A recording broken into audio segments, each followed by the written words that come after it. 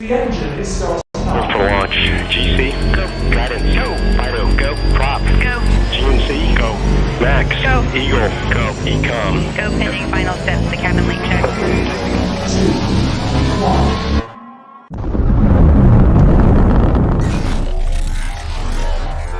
Is there anyone here that would like to communicate with us? Can you give us a sign?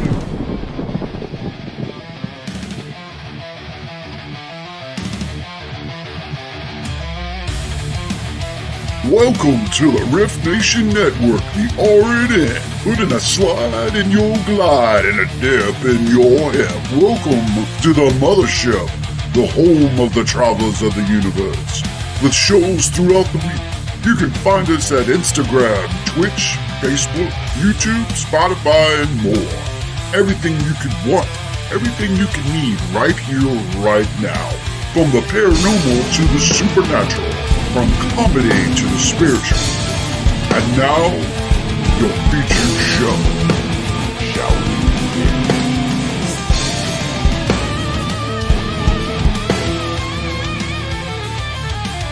It's showtime, folks! Podcast may contain material that some listeners may find sensitive, offensive, or disturbing. We strive to create respectful and informative content, but topics discussed may include mature themes such as violence, explicit language, or controversial subjects, triggering content including discussions related to mental health, trauma, or other sensitive issues, explicit language. Occasionally, our guests or hosts may use strong language. While we aim to handle these topics with care and empathy, we encourage listeners to exercise discretion. If you find any content distressing, consider skipping or seeking support. Remember that this podcast is not a substitute for professional advice. If you need assistance, please consult a qualified expert.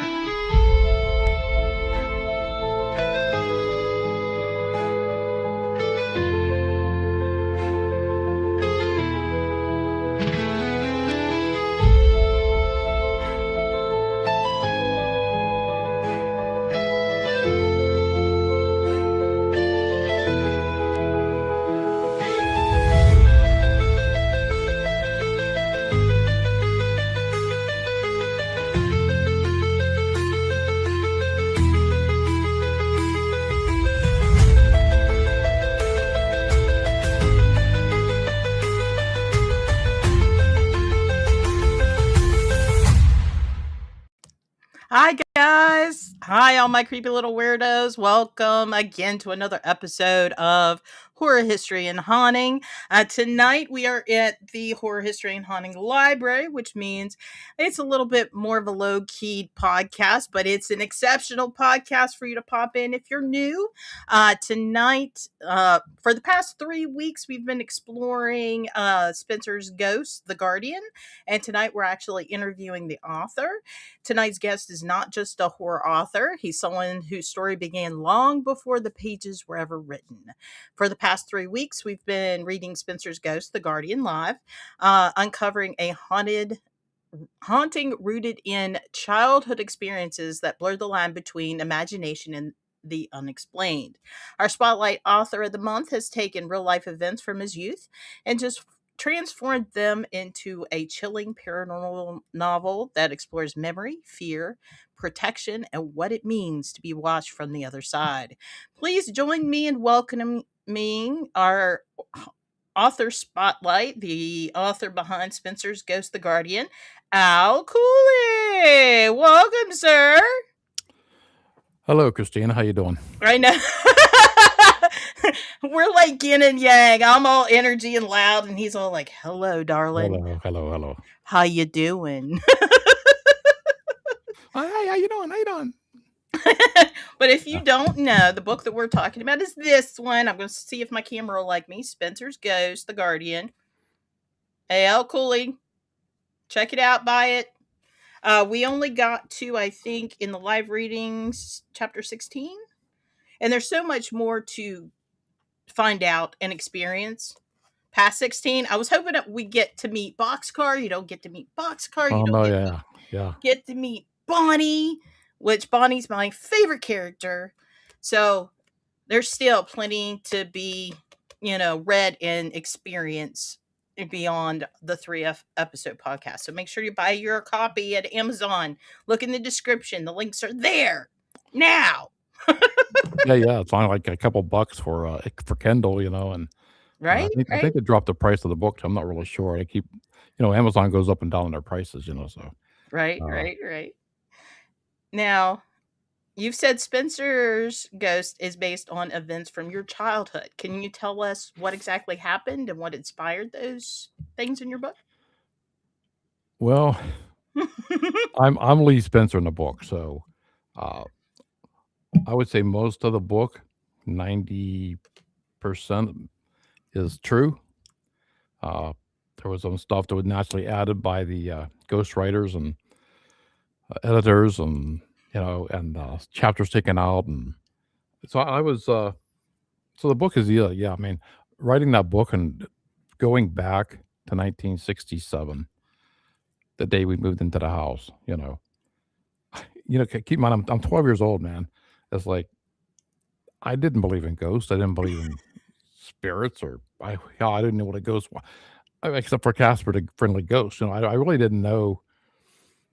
Yeah, because it Any really of that. wasn't the public phenomenon it is now, the paranormal stuff. Right. Like back then, you got to think, in my time period, even the 80s and 90s, that was something that people didn't openly discuss. Because like immediately you're like, are you nuts? Like, what do you mean? Like, there's no such thing as that stuff. You're just being, weird or paranoid or You something's need wrong help. with you. I'm Or gonna tell you what. Lulu. If you mention ghosts or spirits, or they're gonna lock you up, man. I mean, there's no ifs, buts, nothing about that. I mean, so the one night, I'll just say before you even get into the story, imagine this, man. I mean, my sister and I are about the same age, my younger brother, and if you're laying in bed at night, it's about midnight, and you've got a pounding on your wall with a fist inside your wall, a pounding that knocks off the pictures off your wall. Footsteps coming up your steps. I mean, I don't care if you're 50, 40, whatever, how old you are. That's gonna That's scare the so shit out of you. terrifying. But a 12-year-old boy, I mean, and I remember telling my sister, we got to call the police, because and she says, wait, hold on. What are you going to tell them? What are you gonna say when they get here? What are you gonna say? Right. I mean, really, what are you gonna say? A ghost is messing with us? I mean, so yeah, that started it all. Was that day pulling up in the driveway the very first day and seeing her in the window upstairs. It kickstarted right there. Right from there on, and I was always labeled the instigator, the one that's starting it all, the one that's talking my brother into this or my sister into that. And I'm sure your mom is a sweet lady, but because I've read the book twice already, just saying, and then I've read it, live. So there were parts like I love your mom, but I wanted to smack her. Right. I mean, how do you think I felt? Because every time if I said, "Mom, this is how," and I'm grounded.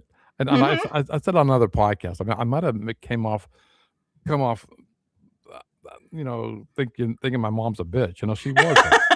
I mean, I'm sure she's a lovely person, she would do anything to protect us kids. I mean, I know that uh, she would die for us. I mean, she's a great, fantastic mother. As far as having your back on something like that, no, no, no. That's why my number one advocate in the whole book was my grandma Pearl. Mhm. So she was my go-to, man. I had my best friend Joseph's in the book, and he had my back. Imagine he's never seen the ghost the whole time. The whole time I lived in the house, Mhm. and so he would believe my stories. He would believe what's going on because I'm seeing it. My sister's seeing it. My uncles are seeing it. My other friends seeing it. He believed that you believed. He believed in me. He had my back, Mhm. and I really, to this day, we're still good friends. We play in a band together, still to this day, and so yeah. I mean, I look back on those days, and a lot like when my grandmother said they come in threes. I Mhm. really I've did. always heard that too. I hated that saying because I knew that when somebody died, there's two more coming, Yep. and it did. So so I'm looking back on a lot of these people in the book are gone. So it was tough writing that book because I'm going back to a different era. I'm going Mhm. back to a time. Yeah, I can't Uh, imagine because you're basically in some ways ripping off a Band-Aid right. because, Hmm. nobody believed you back then. You were kinda on I mean, you had Cheryl and you had your friends, your little clique of friends, but Hmm. it's not like the adults were listening around you until something really big happened to them and they're like, "Wait a minute."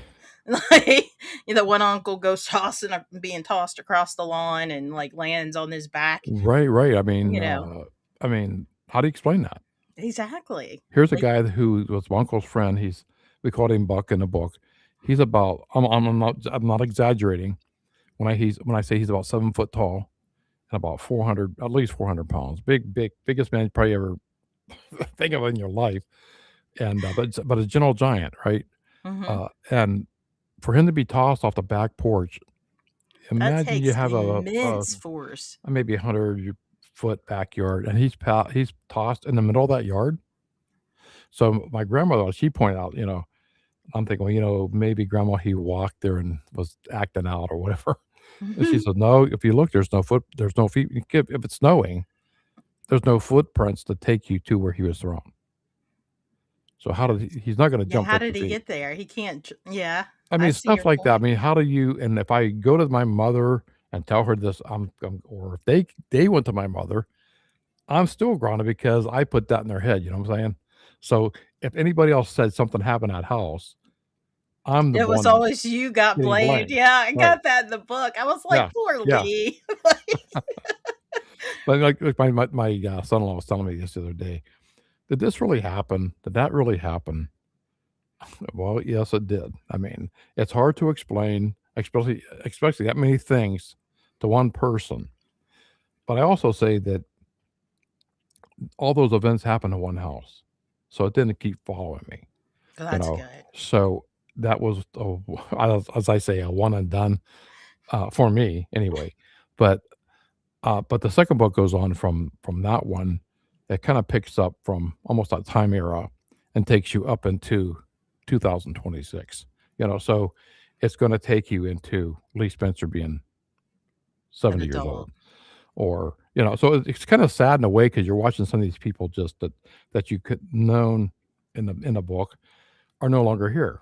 You know, Mhm. and that's what's sad to me. 'Cause, looking back and writing some of those chapters, I had to walk away from it for like a week or so because like the one where my friend took his own life on the railroad tracks, that I went to school with. I Mhm. had to walk away from that because it opened up old Old wounds. wounds. Yeah, Yeah. yeah, and I'm reliving that time all over again.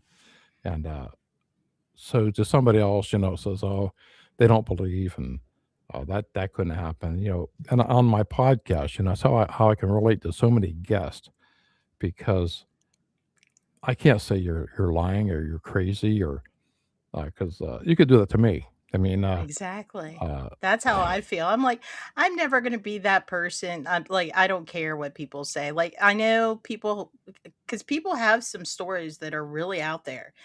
But when you talk to somebody that experienced it, that is their truth, man. And it's mhm, not my job to be like, no, you're wrong. You're lying. You imagined it. That's not mhm, that's their truth and that's their trauma. And that's the stuff they're dealing with. Like, it's not my place to sit on my high horse and try to judge them and be like, no, like, no, Right. Bigfoot have brown hair, not white hair. Or, you know what I mean? Like, it's silly.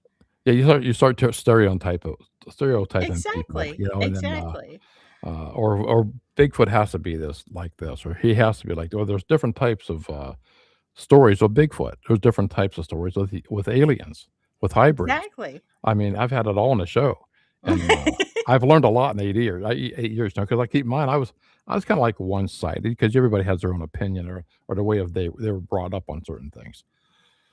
But I I have to really change. I have changed my ways a lot on, uh, especially when I say, "Do you think you can move a spirit on?" Mm, That's a huge question that because is. because I've had my first guest tell me, What are you moving the spirit onto, man?" Well, my thinking is you move it on to heaven or hell. I mean, that's the way I was raised. You're Mhm. going to go to heaven when you die, or you're going to go to hell. There's no in between. There's no flip flop, and you're not going to go here. Man, I don't like it. I'm going to go here. It don't work that way. I You're think. judged. But when I turned Catholic, they had a whole different. When I married my Mhm. wife, you had to be Catholic and be married to Catholic Church. So there's a lot of things I was like, oh, I don't know, man. I wasn't taught that way. But anyway, when you die in the Catholics, it's like you got the purgatory. So Mhm. how long does purgatory last? And because the way I was thinking is God already knows where you're going when you get that last breath. That's how I thought. So when I had that first guest say, wh- to me, since there is no heaven or hell, because I'm an atheist, you're actually killing that spirit, man. So when you kill that spirit, or you're trying to move it on, you're going to take it to another realm. No, Mhm. maybe that Well, and realm is that's the big mystery. Nobody right. knows. Nobody knows. No. And I am a firm believer, especially when you get into, you know, after death phenomenon and stuff like that. I think a lot of it is based on the person's personal belief. I think a lot of things is tied into our consciousness that we don't even realize. And we have more power and authority in our lives than we give ourselves credit for. That's why now it's a whole big thing about manifesting and stuff, because in a lot of ways, like psychologically, we are trained in our brain because we are a pleasure centered um result kind of, that's how we're wired. Hmm. Like, we think that, like, it's like a cause and effect type thing. And I think that because we're so pleasure centered, we forget that there might be stuff. Simply because we're raised a certain way doesn't mean that other people that are raised completely different are wrong. So I think it has a lot to do with when we pass on, like, what our internal struggles are, our beliefs, you know, play a part into whatever visions or things that happen after we die. Now, whether or not we go on to heaven or hell, that I think it's completely based on the traditions and the faith that individual person believes in. Hmm. You're right. It's not for me to judge. I don't, Exactly. or Yeah. you or anybody else. I mean, and I think that's the problem with this whole planet is we all want to get in everybody else's business. You know Right. what I'm saying? We all want to make it's none of your business. So uh, if you believe one way, that's fine. I'm not going to say you're wrong. Mhm. I just hope if you have a firm belief in your religion or no religion, I mean that's you. You know. Uh, so I grew. I think that way on this podcast. I'm getting and maybe opening my eyes a little more on other people's perspectives. You know, I Yeah. want to say hello to Adam. Yeah, He's he's waiting patiently. yeah Hi, yeah yeah Adam. yeah Yeah, we got a yeah yeah couple messages here. yeah And because Adam's like, "Gotta get excited by Christina's energy." Thank you, Adam. I oh know yeah I'm a lot sometimes. she You has have to some energy, turn the right, volume Adam? down. She has some energy. Some energy. Hello? Well, Why the I have seen that you've been on the last few shows, and I appreciate that, Adam. He's Yeah. great. He's Mhm. very big supporter. Sir, what do you think about the books of Fyodor Dostoevsky? Did I say that right? I have not read those. Okay. But So that's news to me too. I will look it up. I will look it up. Yeah, So most definitely. yeah. Michelle said, "Good evening." Hi, Michelle. Hello, Michelle. Ohio Paracryptids. Hi, welcome. Ohio. Okay. There you And go. then Adam's loving these conversations. Yeah, I do too. Like that's what we're all about. And that's what's great about his book too is like believe it or not, even though it's majority of paranormal, it's I wouldn't technically classify it as horror because it's not like a general jump scare, gore. It's not like that. It's like a real life like coming of age. I got a group of friends going through high school. This is what's happening in my life. It's just happens to be the time that I end up in this haunted house and I'm dealing with all this other stuff on the side. And Yeah, then I could have very easily put his hand went in his chest and pulled out his heart, and he looked at the right, heart before he right. died. The blood dripping down. I don't want to go there. I wanted to make it like a storytelling book. Mhm. And that's why Amazon really wanted me to target the kiddies out there, the children, and I'm thinking it's a little bit past that, but I can Mhm. understand that because it's written from a 12-year-old's eyes. Mhm. So I can understand that.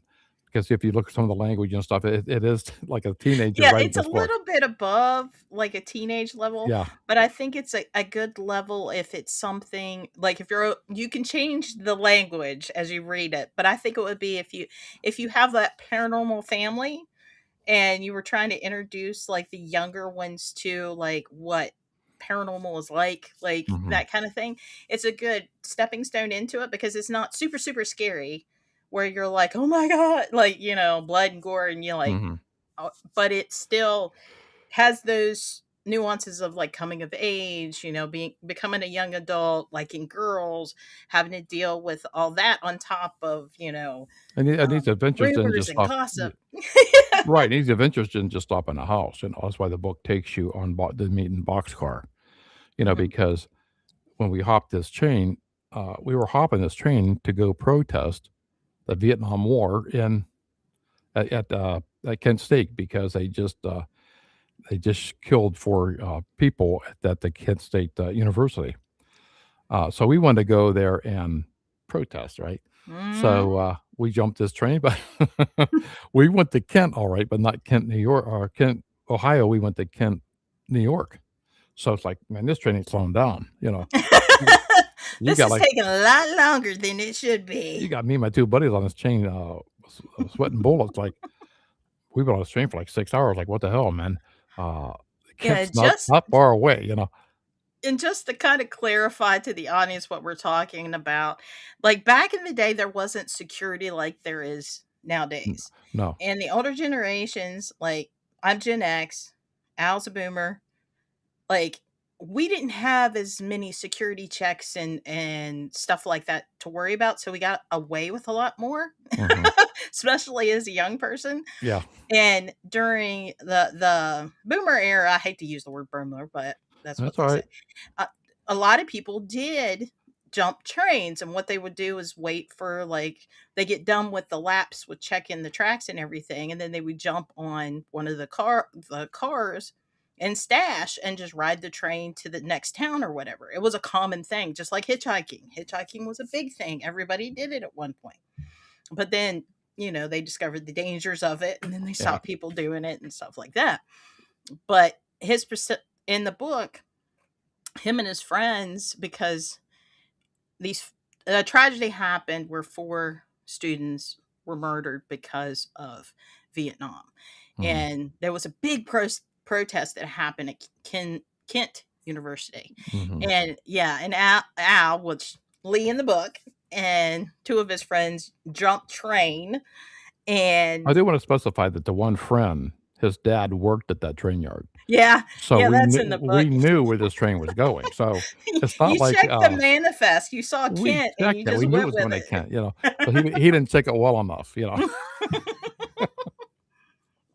But And when you run into a person in New York that's a ghost, mhm. I mean, and it's not just me. I mean, if it was just my story, I'd be like, okay, when there was a long trip and maybe it's a little daisy, but No, man, it was like me and the other two guys were given a beverage and sandwiches from Boxcar Willie. Sorry, Boxcar Boxcar Baxter. There it is. Yeah, Billy That's hard to say. Boxcar Billy Baxter. Boxcar Baxter. So yeah, and we find out later we're trying to explain to the authorities because they thought we were just a bunch of thugs that were Up to vandalizing their shenanigans. stealing stuff or something. What we want that train yard in New York? Come on, man. So and plus, what are you doing interrogating us without our parents that were juvenile? Right.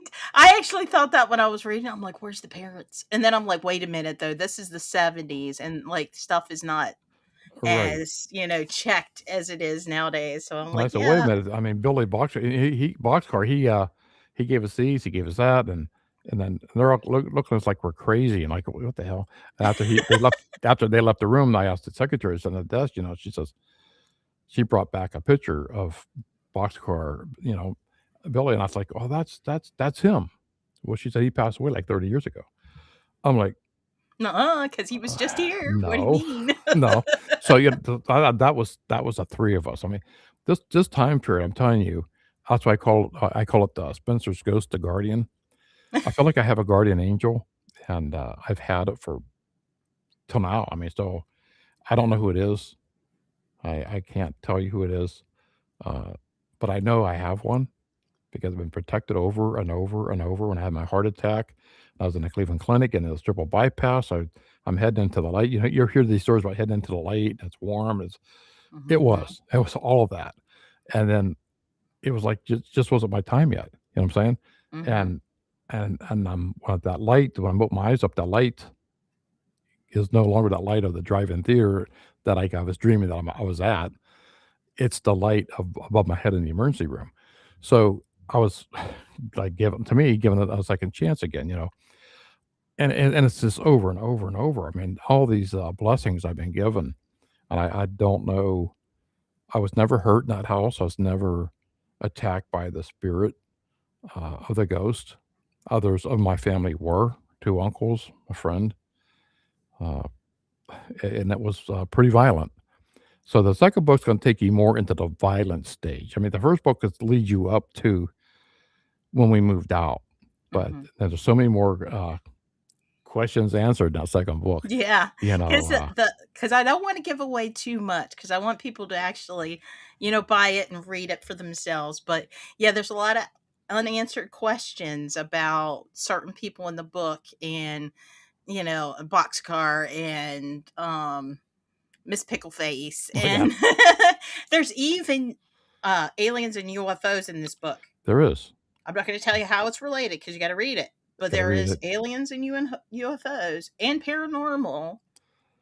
There's And just a lot. what was I'm not going to tell the story, but you know what about those UFOs and those aliens? I mean, about the black eyed kids. I mean, because my friend who was the one having connection with these aliens, he kept telling me you got to meet my girlfriend. I don't even know if I put that in a book.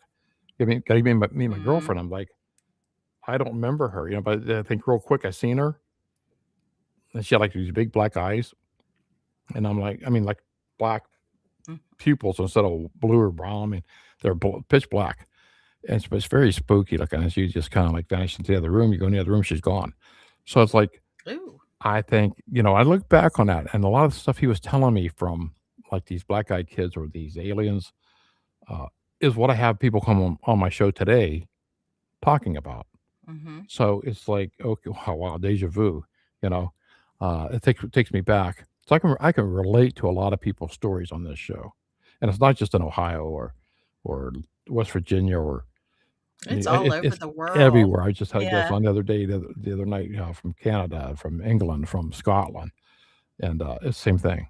I mean, Yep. stories are the same. People are different, but Well, that's exactly. We were talking before about the religious, differences in religion, but there's still even as differences in religion that you could be polar opposites, but there's still commonalities even in those because mhm. like the Young Dryas, the Great Flood, the Noah type of myth, like it's throughout so many different levels of religious texts, that it's hard to not like it.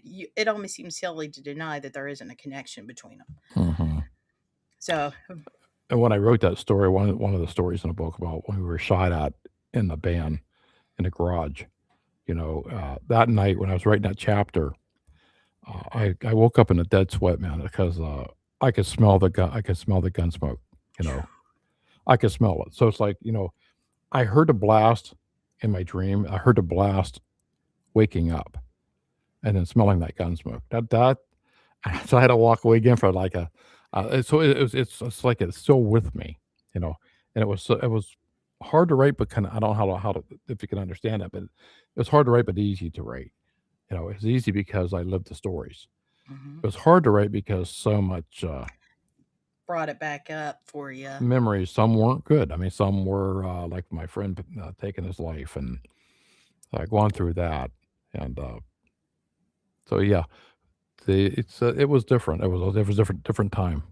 Now, do you feel like writing the book, because you were talking about how it opened wounds and sometimes you had to step away, but when you step away from it, like when it's said and done, and like for example, like we're talking about it now, do you feel like writing it gave you a certain degree of closure when it It comes did. to those losses It and did. things? I had one person asked me, yeah, why did it take you so long to write the book?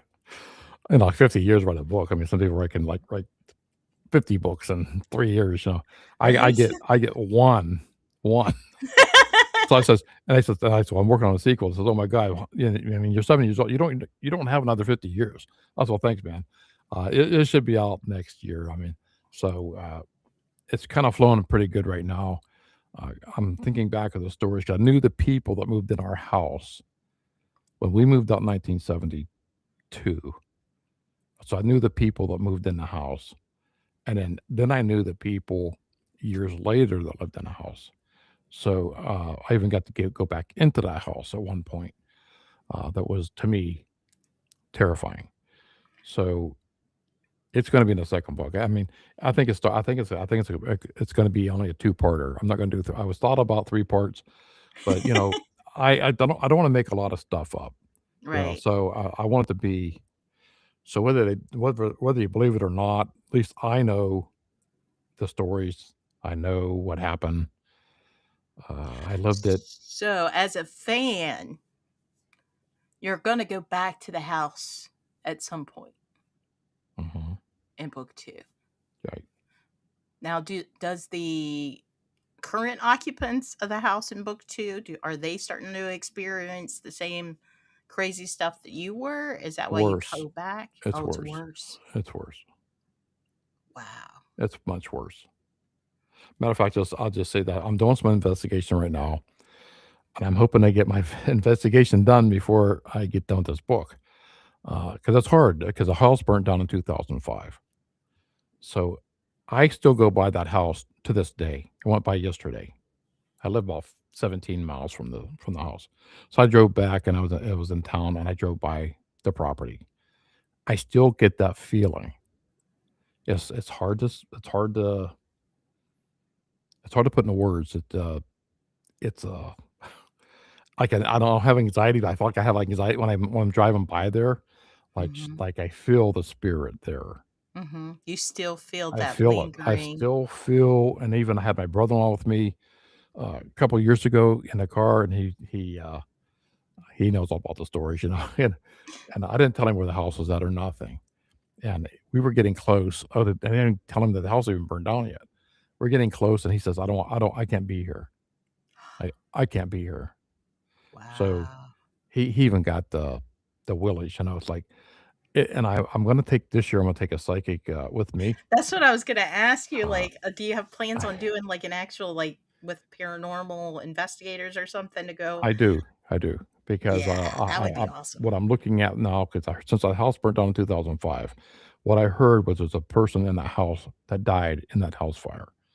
So I'm what I'm Oh, doing now is, since they lost all the records to this house, I have to do my own research through the library, which I'm going back to, and you can go through the old phone books and find an address and find out who lived in that house. Mm-hmm. So I'm back to 1927. So I'm now, once I get these names of this house, now I can go and look through the fish, through the people's genealogy. Genealogy. Yeah. That's a big word. I'll help you with that one. I stumble with my words too, so I don't mind. Yeah. So I'm going back trying to get the history of the people. So, but I did on this one night. I called, as you know, I called the girl in the house Alice. Mm-hmm. That's the ghost girl I got associated with, connected with. I was looking back on the history in 1928, and the young lady that lived in the house, her name was Alice. Oh, wow. That's So wild. now is her daughter, because she would have been an older woman, but is her daughter, because she had a little girl, is her daughter's name Alice? Did the daughter die in the house? Because the landlord, when he moved out, said, I can still remember this, I think it's in the first book, that a little girl died in that house. So, because he said the house was extremely haunted when my mother says that she was glad, she liked living there, but she said the kids hated it because they claimed the house was haunted, and so he told my mother, ma'am, it is. I'm surprised she stayed as long as she did. I can still remember that like yesterday. Oh, So, wow. but my mother's thinking is he's as crazy as you are, So Yeah, I can see that. right. Yeah, Adam made a comment. He was like, "Yeah, what a spooky story." And then he said, "Yes, the young Adrias was said to have ended Atlantis," which I've heard that too. It had something to do with Yeah. Atlantis falling. Yeah. And Michelle's like, "Really interesting tonight. Thank you, Michelle." Thank you, Michelle. Yeah, I mean, it was a time indeed, and it's surprising when I get invited to speak at some of these conferences or group meetings. Or Conventions. I went to one a couple of years ago, and it was for nuns. I was on a retirement home for nuns, and I'm thinking, do I really belong here with this book? I mean, I don't feel comfortable. You know what I'm saying? Mhm. And oh my God, they love me. I was like, they love the paranormal. I mean, and they had a bunch of stories that I really have to dig into, like from the Vatican. Oh, From wow. the basement in the Vatican. There's The like a vault. whole new other city underneath the Vatican. Mm-hmm. I've been hearing about that, but hearing their stories, that was That would be wild. that was probably one of my best places I went to talk. You also find at some places when you speak. I remember at a library one time, and most people will they'll agree with you. They've had their own experiences and this and that. Then you'll have to say the other one says, "No, I'll believe in a ghost when it kicks me in the ass." So, and I said, "Well, it has." So you have those, but those people are the ones that stick around the longest. Like I think they have unanswered questions Mhm. that they want to say no, but they want to say okay, maybe, because they've had their own experiences that they Right. don't want to admit to. Just like my mother, I think my mother deep down knew there was some stuff going on. Especially that night when the bat flew out of the attic into her hair, Ooh. and my dad ended up killing this bat, and it was a huge bat. It was the biggest bat I've ever seen. And I remember helping him look for this box to put this bat into. We go back and the bat's gone. I mean, the bat was dead. Mm. So where did the bat go? So this is Mystery all. bat. This is all, and it's it could have flew back, and it wasn't it played dead or whatever. I've heard everything. I've heard there was a car's headlights going down the road. There was a light going across your room from the headlights. It was this tree outside banging against your wall. It was the pipes in the basement banging. That was a footsteps. I know. I was ruling all that stuff out at that time. I was 16 when we moved out of that house, so I know the difference between a headlight and what I've And a seen. bat. Well, even the girl, even Alice, the night before we moved out, I seen it on the first day we moved in, and almost the next to the last day for 5 years. You figure I didn't see her at all. I've Wow. heard her. I've heard all type of. I mean, there are so many things, and you read the book. There's so much stuff in the book Mm-hmm. that I can't explain. But seeing her, that's a whole different ballpark, So the first day, and then even the last day, and we knew that week we were moving out of that house. And I have said this before, you're terrified living there in that house, right? You're Mm-hmm. terrified, but I got to like I didn't want to leave her. Mm-hmm.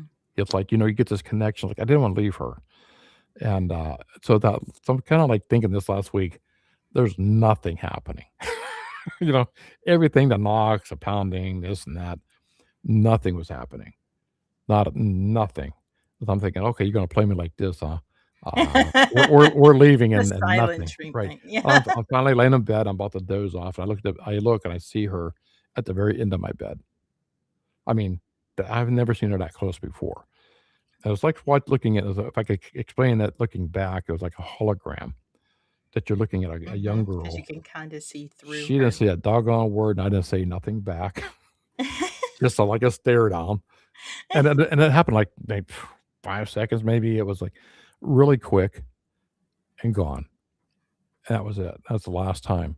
Uh, so those things are really hard to, and I have people come on my show and how they have seen same type of a silhouette or not so much a shadow figure, but like A an actual transparency. transparent figure, like a Hmm. hologram. I was like kind of described it, and she was a young girl. So it's so hard, and I want to do all this history in this house, and I'm blessed for what I've got, what I found so far, but I want to dig deeper, and so I finally got a hold of somebody in our city hall from downtown that gave me some stories from that area. So at Yeah, least I and have you could even do a short film, searching for Alice or right. Well, even when I did my book signing, because this whole story happened, and the whole house happened in Warren, Ohio. People don't know where Warren's at. It's about 70 miles south of Cleveland and 30 miles northeast of Youngstown, northwest of Youngstown. So we're kind of like between Youngstown and Cleveland, Ohio. And I remember doing the book signing a couple years ago. It came out October, and I was honored because the historical society in the city of Warren uh, asked me if I wanted to sell my book at the Ghost Walk, and I'm like, great, man. I mean, it's like it's like, we get yeah. like 10,000 people go through those 3 days, through Halloween weekend. It's like, wow, this is sweet. While I'm sitting there, it was really a moving moment because in the book I'm talking about the courthouse square, the courthouse. Hmm. I'm talking about the log The cabin. river. Yeah. I'm talking about the river. So everything. I'm sitting there and I'm looking at what's in my book. I'm there at the courthouse. I'm there at the corner. So I'm like, where did this book Deja these stories vu. take these stories take place? I said, right here. You look over there, man. It's like this is in my book. Hmm. So if you're from the area of even up in that area, I think you should pick the book up because it's so interesting on some of these landmarks that are in my book. And then having people come up to you and tell you their story. Right. That's from that area. So and then finding out things I didn't know. Like the cemetery that's down it was on top of my tip of my head. Pioneer Cemetery uh, in Warren, and it is extremely haunted.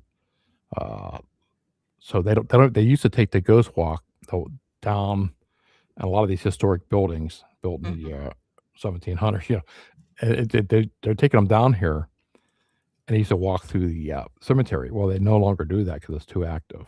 Oh, wow. So they don't do that anymore. So I mean, it's so many, and then people walk up to me, and then uh, even the policeman at the doing the security, I told my wife, I said, I think he looks like he's wanting to kick my butt, because he keeps giving that evil eyeball, you know what I'm saying? And Right. I says, he kind of make me worried, and then he starts walking up to me like he's gonna really kick my ass, and I'm looking at him, and he goes, that story in your book. I said, yeah, I know where that house is at, man. And I was like, oh, okay. And then he went into his story and Oh, okay. how he used to do patrols, or his at the time he was just a young guy, and his dad was the The cop. police chief, copper. I had listened to his story, and I was like, it was really interesting. But how somebody somewhere can connect with what you're saying. So, and I ended up selling out my books there, which I was very pleased with. And so, yeah, but so much activity that happened in that area that I probably could do 3 books, but I want to do just 2. Just close out with 2. And At least that story. that story, I'll tell you what, there's so many to say on that. And I'll give a little bit of a sneak preview of the next book, first chapter, going back to 1967, I think it was.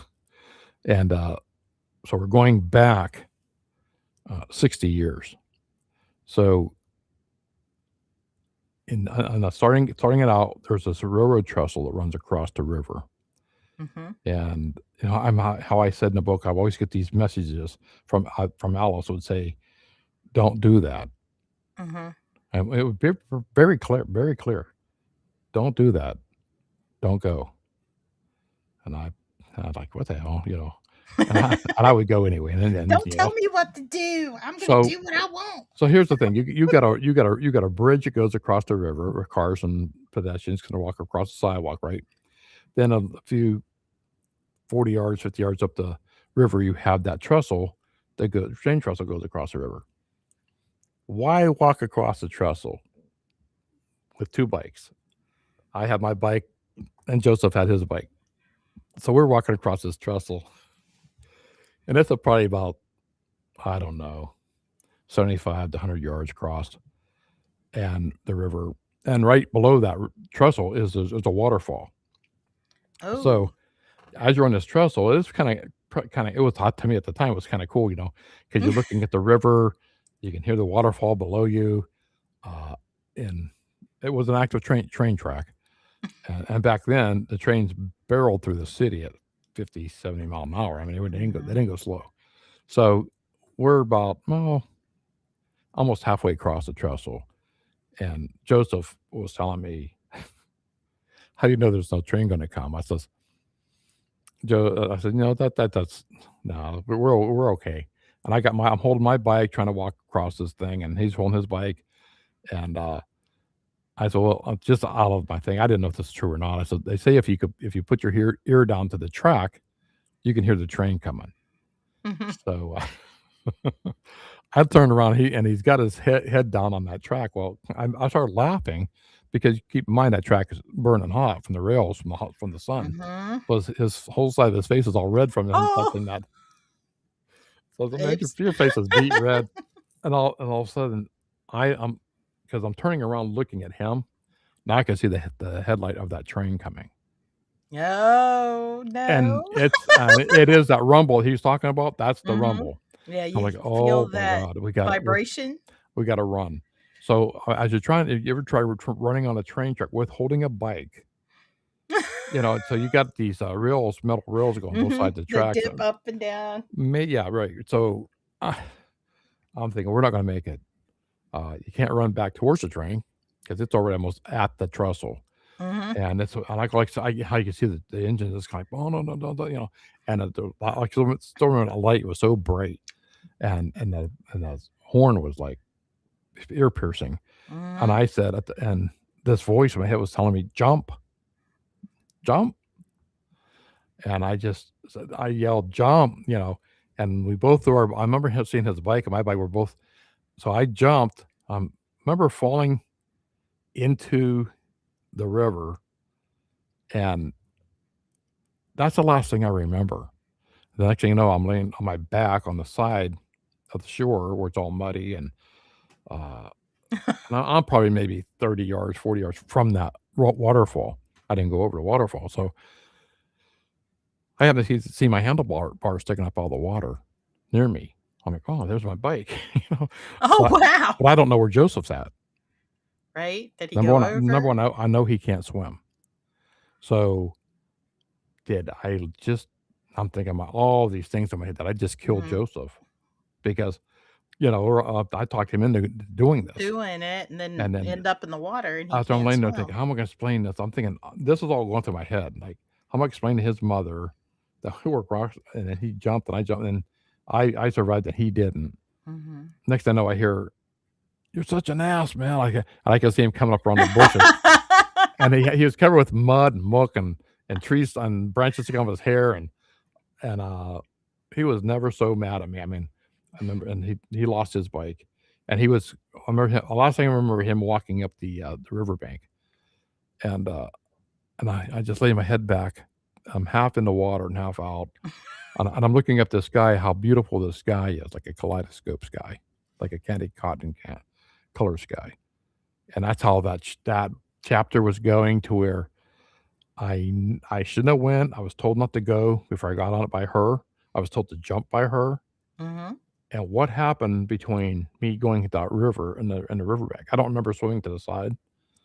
Like, how did you get there? How did you How survive did I get it? there? How I did you survive rescue that? your bike? How did I rescue the? I mean, all that. I mean, you could go on and on about coincidences. Mhm. Well, I've never been a coincidence person. Always says stuff happens for a reason. I always will believe that. There's a reason why that happened. It Now, wasn't a with coincidence. everything that you've been through, now, if you could speak to your younger self during those experiences, what would you say to Lee? I really, I don't know. I mean, because it's a different time. So if I was to say anything like, I don't know. That's a good question. You stumped me. I don't know what I would say to him. I was like, I would probably say, listen to your guardian angel, because so many times I was warned. So many times I was warned. And I warned not to go to Kent or, to New York. I was warned not to get on that train. I was warned not to go to this party we were shot at. I was warned not to cross that trestle. I mean, but every single time I go against these warnings. And so I'd probably say, listen to those Stop being warnings. stubborn, and Yeah. somebody's telling you something for a reason. Listen. Right. So, I can't say that ghosts don't exist. I can't say it's all a bunch of malarkey, because that's not right.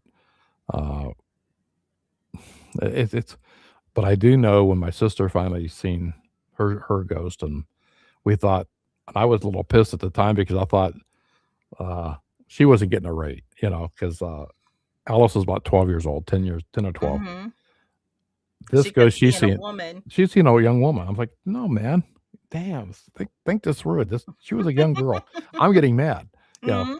It turns out, as you could read a book, there's more than one spirit in the house. When I got back to the house, and it's going to come out. Yeah, the second book. It's really good because that one day when I got a phone call from my sister, I don't want to go too much in the second book, but it sent chills up my spine. It really did, because when she said she's back Oh. outside, and then all of her power goes out in her house. I look back on that stuff, man. It's like, and I can relate to almost every single person that's on my show. That's why I say, when they start out with saying, "Well, you're going to think I'm crazy," no, I'm not.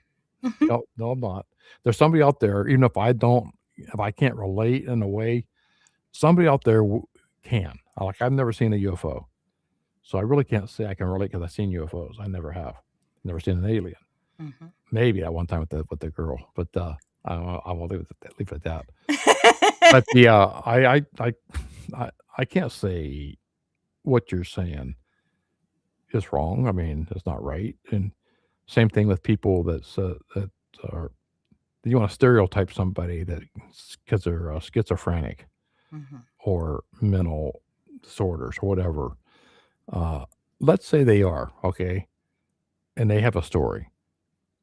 Are you going to say, you're going to say, no, it didn't happen because they're like that? What if they, Right. what if they did are experiencing something that you're just writing off? Mhm. And so I got a And problem that with, happens, and, you like, know, that's, one of those Occam razor moments because it's the evidence that proves on which side of the razor you end up on. And it's hard if there's challenges where there's some sort of mental disorder along with something paranormal. It's hard mhm. to distinguish between the two. It's not black or white, you know. And they could have a mental disorder and still be experiencing something. Like you don't know. Even in Catholic Church, if they do an exorcism, they're going to rule out that anyway. Oh yeah, that's The part of the tenement. The And I can understand to a point, because you would have to have some type of medical background Mhm. if this pattern's persisting, you Yeah, they know. have to check and make sure there's nothing physically like wrong with you that could cause some of the things that you're experiencing. And then they also require some sort of psychological evaluation before they'll even consider it for exorcism. I've always debunked myself when we run into do like an investigation of a house or something, You always want to debunk that anyway. You want to Mhm. debunk Yeah, I agree. anything that's, I think I get that from that house I lived in because I was trying to debunk. I mean, I'm trying to tell my mother that, and I even Tommy, it's in the book, my mother's boyfriend. I'm telling him, I'm debunking it, man. I mean, Hmm. I know what a car's headlight going across your room Yeah, it's gonna look looks like. like it's You not know, what I saw. I know what. yeah. Now, You going along the same lines, like, what do you hope readers who have had similar experiences that you have can take from your book? I hope that they can relate to what I'm trying to say, uh, that there are, things that out there to happen, you know, uh, that it's not made up. It's not, something I'm trying to make money off of. Of course, I'm not making tons of money off of it, So it's just like it's not that. If I got into all this stuff for the money, I would have got out a long time ago, including podcasting. There's no, you're not Joe Rogan's on there, man. I mean, we all do the same thing. We're all trying Mhm. to invest in our equipment. We invest in our time. We invest in our, finding our guests. I mean, you might be a little different with you because you have a organization you're working with, but but still, you're on here. You do a lot of work. You do a lot of stuff. I know what you do. So I know it's a lot. You're helping people out, like myself and other authors. Uh, it's a big thing what you're doing, and so I would say, just stay true to what you believe in. Uh, don't buckle under peer pressure. Be who you are, and be proud of who you are. Well, And thank you. That's good I'll, advice. right, I agree with that. Like, and we've discussed it. I think on your podcast a little bit. Like, I have been doing phenomenally better that I put down the mask that I was trying to be and stop doing that and just be me. just The be wild you. and crazy, like what the Just be heck's you. Don't, happening at yeah, any just be you, man. moment, me. Yeah. And people seem to like it a lot more than I've been getting a lot of these comments. When I first started out. You're too melancholy. Don't use to ba da da da da ba da da da da. And you got to, hey, how you doing? And welcome to Ghost in the Valley podcast. I'm your host, Al Cooley.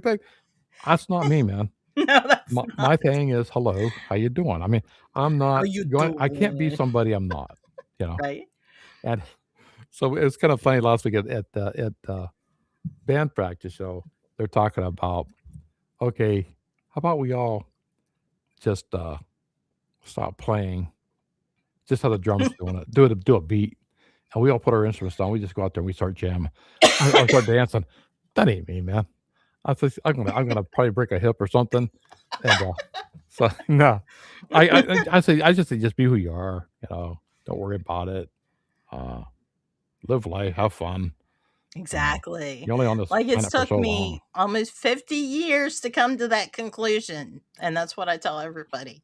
Live life, man. Enjoy, take those Hmm. adventures, the risks, have the stories to tell, One future thing generations. I like to be on Facebook, and I mean, there's so much different avenues with the social media on promoting the book, promoting your podcast, promoting your events. It's such a big blessing from what I did back in the 60s, 70s, even the 90s. Uh, trying to when I had my own video production company, I had to go up by foot, man, and call newspapers and all this Right? other stuff, But now it's so great, but then again, it's not. It's like it's so bad. It's like, AI is taking over. AI is kind of you don't know what's true or what's not true. So and so died today. Oh my God, the wife, so and so they oh man, she ends up telling like 5 or 6 of her friends. I found out it was a fake ABC News or a fake BBC. Newsweek or whatever, BBC or CNN, whatever you listen to.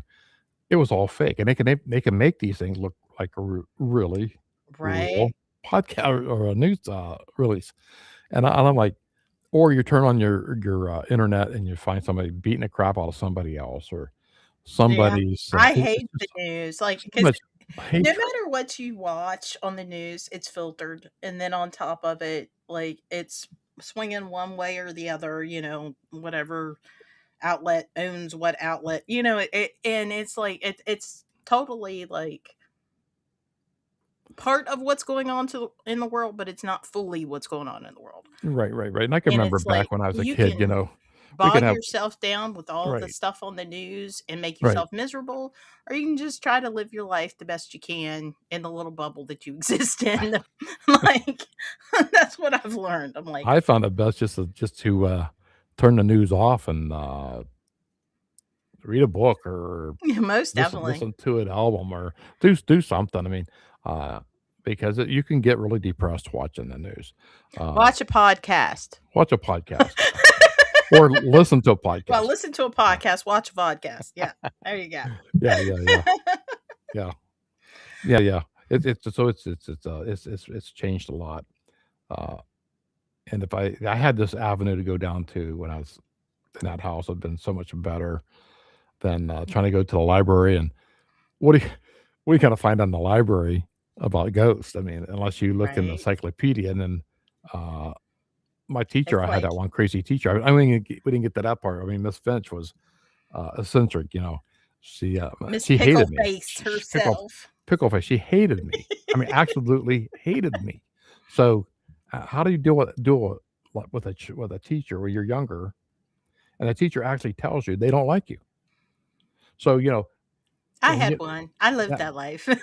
have you have you? Wow. Okay, so I had a teacher look right at me. It's like, I don't like you. I don't really want you here, but here we are. I was like, right, right, right. Yeah, right. So it's tough when you're not only living in a haunted house, but you're dealing with all the pressures I was dealing with outside of that. So and then I had my grandmother. Thank God for my grandmother. So at one point I even told her, I can't believe you're my mother's mother because and she said your mother loves you. I said I know she does, and she's proven that more and more times. And she came to my defense, But uh, just that one thing alone, even my father just passed away this past year, and he had Alzheimer's. But he would come over to the house, and he was this before my book came out, and he's reading my manuscript. Oh, this didn't happen. That didn't happen. I had to yank this. Get out of here, But then he would say, "Okay, okay, Dad. Then what happened when you were knocked on the landing and you got up looking around all around like you want to fight, like somebody knocked you down?" hmm Well, we're not going to talk about that. of So, course. Of uh, course, we're uh, not uh, going to talk about it. so Didn't I'm happen. thinking they knew more than what they were letting on, but they're trying to be that protective parent to say there Nothing was nothing bad is there. going on. But there was a Everything is lot of stuff that fine. right, Yep. there was a lot of stuff that happened with them. Most 9 times out of 10, most of the stuff that happened at house happened when they were not home. And my grandmother pointed that out, that they pick and choose who they're going to act out with. Mhm. They can pick and choose who they want to attack or not attack. And There's my ADHD. I just realized we're matching. yeah, We're wearing the same. My light's red, but it's the same blue. We're oh wearing okay, the same blue yeah, t-shirt.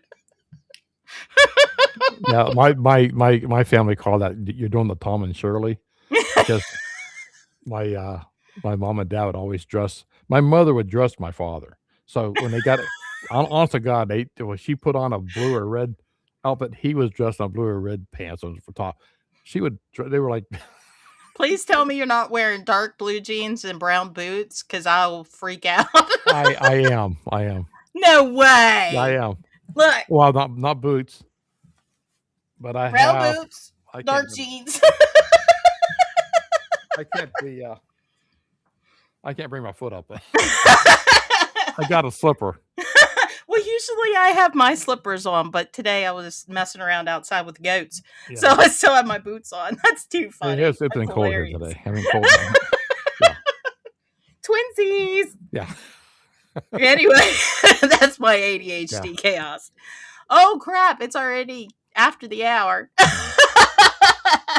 Well, I want to thank you for letting me come on and talk about my book, and thank you for reading the book and helping promote my book.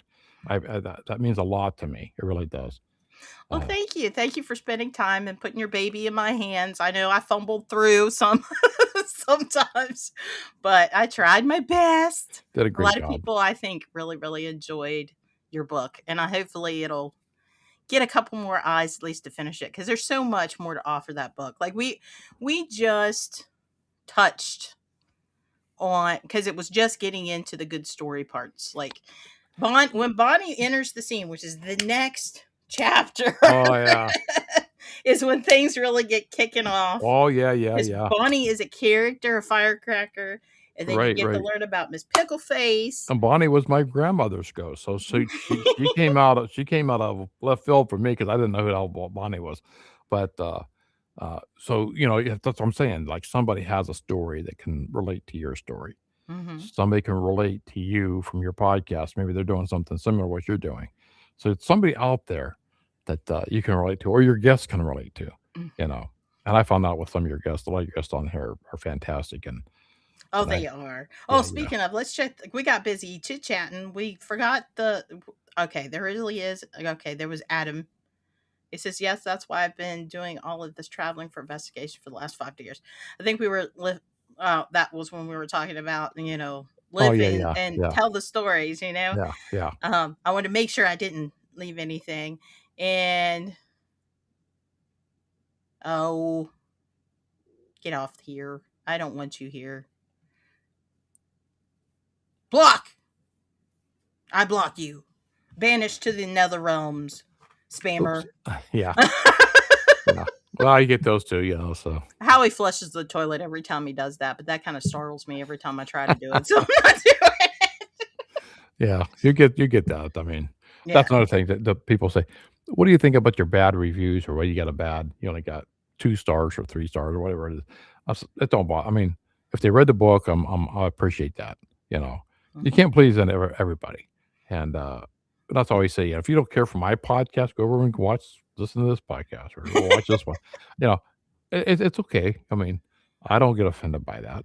Oh, I don't either, because it's like you can't please Everybody. words. You can't please 100% of people 100% No, of you the can't. time. You can't. No. And you can't have individualities if everybody's the same. So it's Right. okay to You got to disagree. have different. That's why I don't talk And politics on my show, because I know I there's don't there's either. there's both sides. No. There's both sides of that spectrum.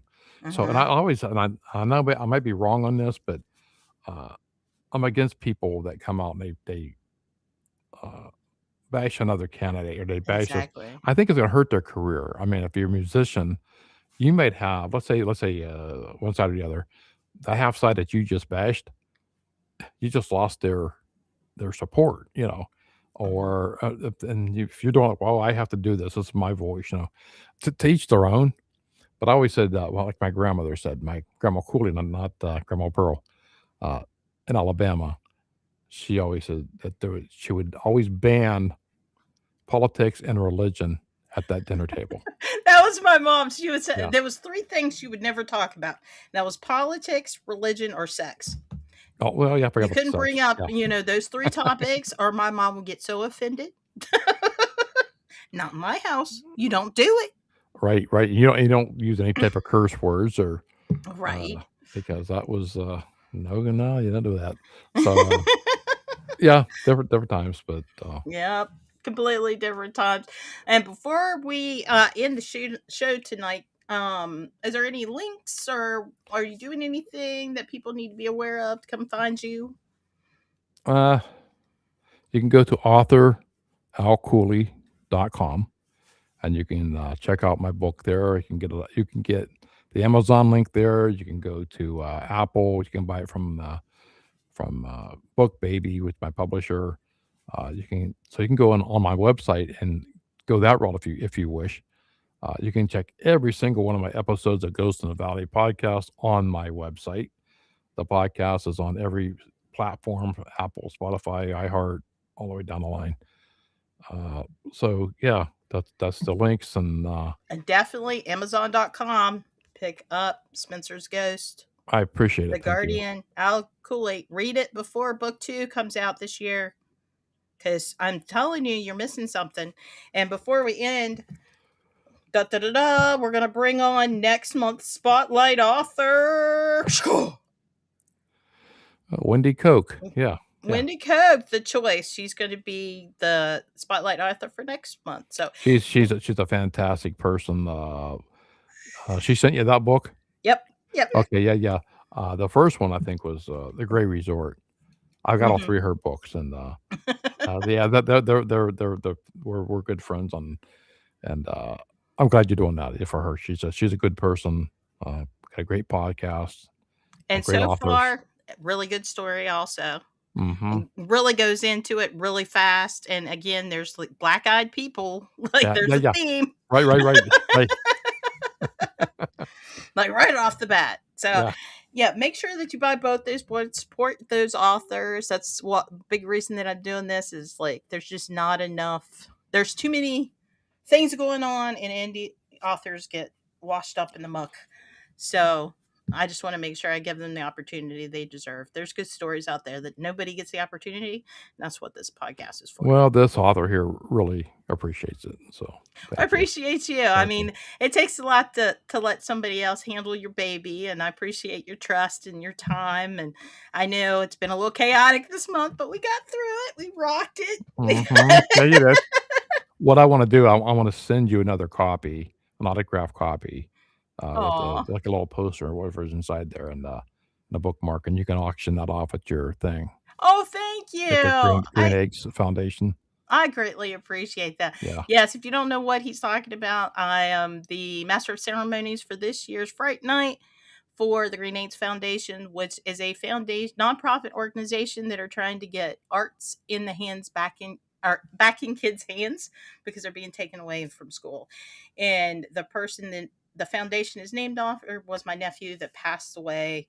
He was a bass player. He played in a lot of the backwoods metal bands. He was a bass player. So his big passion was music and entertainment and like creative arts. So that's how it was created. So yeah, I'm taking up things for a raffle to help fund it, because they really want to get a facility, like a location, to be able to hold classes and things.